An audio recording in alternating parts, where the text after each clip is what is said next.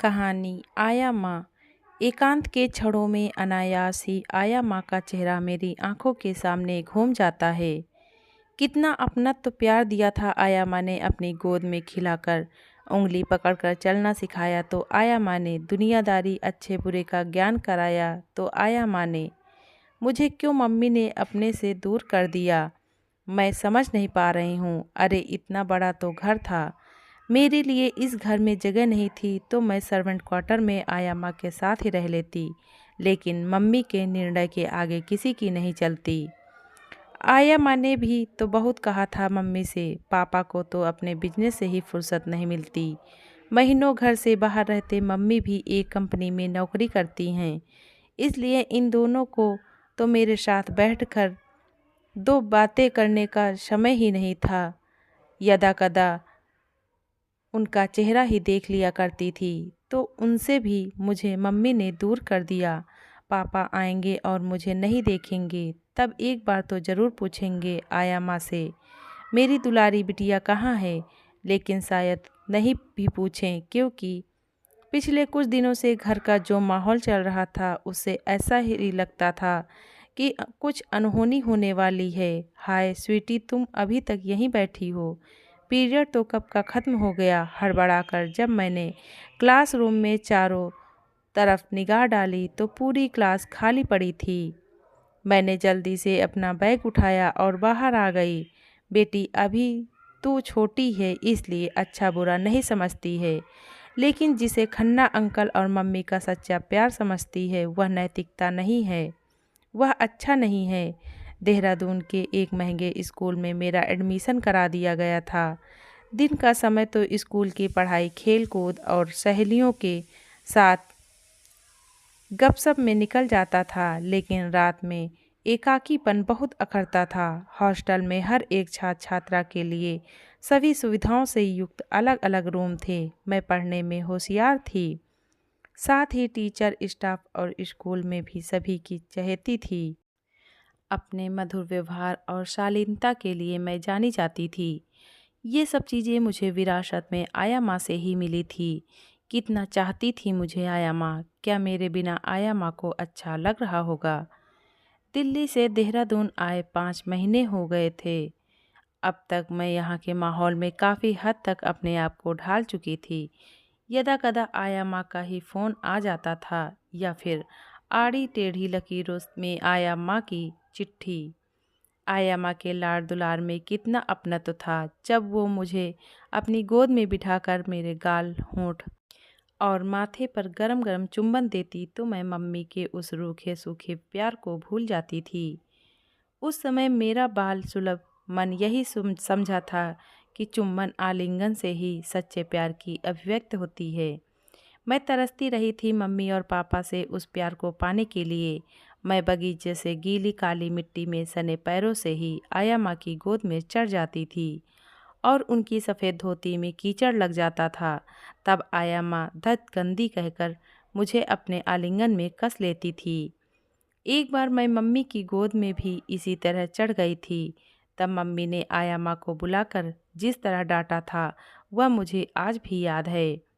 Mummy आया माँ को कह रही थी, मूर्ख औरत, बेबी को इतने दिनों में यह भी नहीं समझाया कि गंदे पैरों से किसी की गोद में नहीं चढ़ते हैं। मेरी कोसा की साड़ी खराब कर दी, जानती नहीं इसको धुलवाने में कितने पैसे लगते हैं। आगे से ऐसा हुआ तो तुम्हारी पगार से पैसे काट लूँगी। इसी के साथ मेरे गाल पर भी एक चाटा पड़ा था और मम्मी ने कहा था, इस चाटे की मार याद रखना और कभी भी मेरी गोद में गंदे पैर नहीं चढ़ना। आया माँ थर थर काँप रही थी, फिर मुझे गोद में उठाकर अंदर के कमरे में चली गई थी।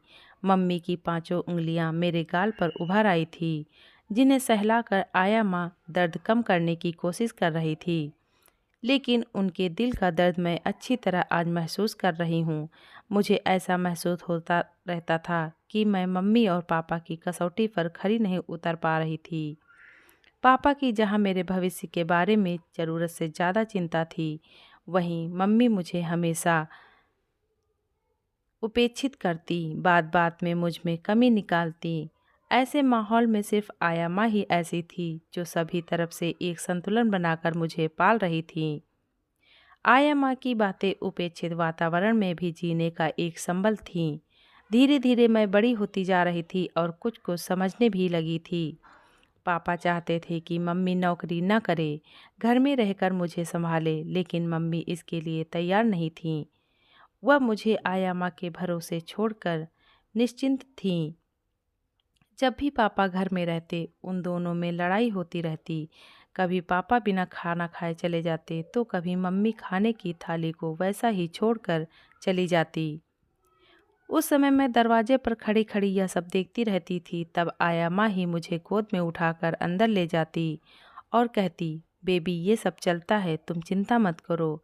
साहब और मेम साहब का झगड़ा तो चलता रहता है, शाम तक सब ठीक हो जाएगा। और फिर अब मैं अपने आप में मगन हो जाती थी। समय आबाद गति से गुजर रहा था। घर में घटनाक्रम तेजी से घूम रहा था। मेरे यहाँ आने के बाद एक दो बार ही मम्मी पापा औपचारिकता निभाने के लिए आए थे। हाँ, आया माँ जरूर हर महीने आ जाया करती थी। बाल अवस्था को हृदय में समेटे अब मैं युवावस्था की दहलीज पर पहुँच गई थी और देहरादून में ही एक कॉलेज में पढ़ने लगी थी। यहाँ मैं राजीव की तरफ आकर्षित हुई। राजीव हैंडसम और आकर्षक व्यक्तित्व का लड़का था। वह भी मुझे प्यार करता था। यदा कदा हम लोग अकेले में मिलते थे। एक दिन राजीव ने अपने हाथ में मेरा हाथ लेकर करीब आने की कोशिश की। एक क्षण के लिए मुझे राजीव का इस तरह करीब आना अच्छा लगा, लेकिन फिर आया माँ की सिखाई दुनियादारी ने मुझे हाथ पीछे खींच लेने को प्रेरित किया। अतीत के उस घटनाक्रम को भी आज तक मैं नहीं भूली हूँ। पापा जब भी बिजनेस के लिए शहर से बाहर रहते, मम्मी के ऑफिस के खन्ना अंकल घर आते रहते थे। मेरे लिए खन्ना अंकल खूब सारी टॉफ़ियाँ, खिलौने और कपड़े लाया करते थे। वह घर आते ही जोर से डाय स्वीटी कहते थे। उनकी आवाज़ से मेरे कमरे से बाहर निकलने के पहले मम्मी आ जाती थी और फिर दोनों कमरे में चले जाते थे। एक बार कमरे का दरवाज़ा नहीं लगा था। मैं उधर से निकल रही थी। मैंने देखा कि मम्मी और अंकल एक दूसरे को बहुत प्यार कर रहे थे। मेरा बाल सुलभ मन इतना ही सोच सका था, काश मम्मी और अंकल की शादी हुई होती। साथ ही मुझे आया माँ के वे गरम गरम चुम्बन और आलिंगन याद आ गए। जब मैं बहुत उदास हो जाती थी, तब आया माँ मुझे हंसाने के लिए अंक में भरकर चुम्बनों से मेरा चेहरा भर दिया करती थी। मैं समझती थी कि चुम्बन लेने और आलिंगन करने को ही प्यार कहते हैं। मम्मी और पापा के हमेशा लड़ाई झगड़े से मैं भी परेशान रहती थी, इसलिए इंतज़ार ही करती रहती थी कि कब पापा बाहर जाएं और खन्ना अंकल घर आएं। एक बार आया माँ से इस बात का जिक्र करने पर उन्होंने कहा था, बेटी अभी तू छोटी है इसलिए अच्छा बुरा नहीं समझती है, लेकिन जिसे तू खन्ना अंकल और मम्मी का प्यार, सच्चा प्यार समझती है, वह नैतिकता नहीं है, वह अच्छा नहीं है, समाज इसे स्वीकार नहीं करता है। इसीलिए खन्ना अंकल और मेम साहब चोरी छुपे मिलते हैं। लेकिन बेटी मैं तुझ में अच्छे संस्कार डालना चाहती हूँ, इसलिए बेटी कभी भी कोई ऐसा काम नहीं करना जिससे चरित्र पर कोई उंगली उठा सके। खन्ना अंकल और मेम साहब के इस मेल जोल पर सभी उंगली उठाते हैं, लेकिन बेटी अपने को क्या, हम तो एक आया माँ हैं, इसलिए मेरी जिम्मेदारी तुम्हें अच्छे से पालना और अच्छे संस्कार ही डालना है। क्या हुआ स्वीटी? राजीव की आवाज़ से मैं चौंक गई थी। मैंने दृढ़ता से कहा, राजीव यह सही है कि तुम मुझे अच्छे लगते हो, लेकिन आया माँ के बताए अनुसार अभी यह उचित नहीं है। राजीव ने चिढ़ते हुए कहा था, आया माँ? कब तक आया माँ की उंगली पकड़कर चलती रहोगी? अरे तुम पूरी तरह स्वच्छंद हो, न तुम्हें अपनी मम्मी का डर है न पापा का। खाओ पियो और मौज करो, यही तो ज़िंदगी है। फिर तुम्हारी मम्मी भी तो तुम्हारे पापा की होकर नहीं रह सकी, इसलिए नैतिकता अनैतिकता की बातें तुम्हारे मुंह से अच्छी नहीं लगती। मैं अब तक अपने आप पर काबू रखे हुए थी, लेकिन आया माँ के बारे में राजीव की बात से मैं बिफर गई। बोली, राजीव, तुम्हें अपना समझते हुए मैंने अपने घर की बातें बताई, लेकिन इसका मतलब यह नहीं कि तुम मुझे ही उसका उदाहरण दो। अच्छा है कि तुम पढ़ाई पूरी करके आया माँ से मेरा हाथ मांगना। अच्छा, गुड बाय। एक झटके से मैं उठकर अपने रूम में आ गई थी और खूब देर तक रोती रही थी। आज अचानक आया माँ को देखकर मैं उनके गले लग गई और राजीव के साथ घटी पूरी घटना उनको बताई। आया माँ ने मुझे धीरज बंधाते हुए सब ठीक हो जाने का आश्वासन दिया। राजीव कह रहा था, आया माँ, आप मेरे लिए भी पूजनीय हैं। स्वीटी को आपने जो संस्कार दिए हैं वह प्रशंसनीय हैं। मेरी कसौटी पर स्वीटी खरी उतरी है।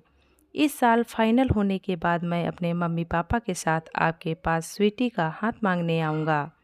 आया माँ महसूस कर रही थी कि इस दुनिया में अकेले होने पर भी वे अकेली नहीं हैं। उन्हें स्वीटी जैसी बेटी मिली है जिसने अपनी मम्मी से ज़्यादा अधिकार देकर उनका सिर ऊंचा कर दिया है। मेरी शादी की बात सुनकर भी मम्मी ने खास ध्यान नहीं दिया। पापा से तलाक होने के बाद कोर्ट ने ज़बरदस्ती मुझको मम्मी के गले बांध दिया था, लेकिन देखभाल तो आया माँ ही कर रही थी। एक शादी समारोह में मेरी और राजीव की शादी हो रही थी।